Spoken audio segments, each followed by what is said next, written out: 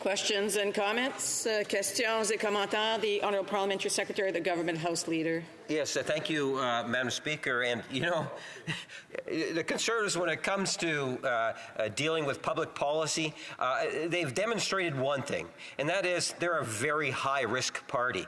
You want to talk about being reckless, Madam Speaker? All you need to do is take a look in terms of their attitudes towards what are excellent programs. Think about it. The member says the Canada Infrastructure Bank, and he's critical of it. What will the Conservative Party do? They'll get rid of it completely. Think of the billions of dollars of...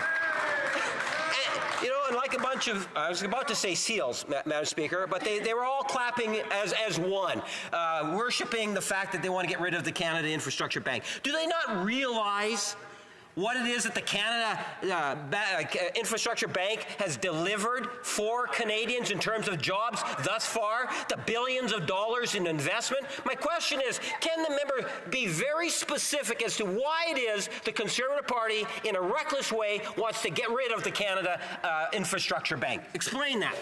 There are members who seem to want to answer the questions being asked, and it's not the member that should be responding to the question once I give them the floor. So I just want to remind members, if they have thoughts or ideas, they need to keep it to themselves.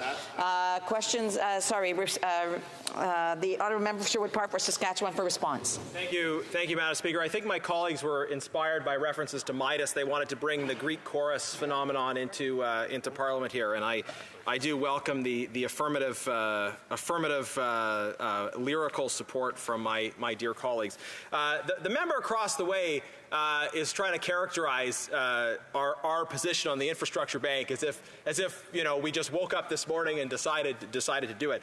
We are proposing to concur in a committee report that was the result of extensive study, and the committee report came out with a majority recommendation for the abolition of the Canada Infrastructure Bank.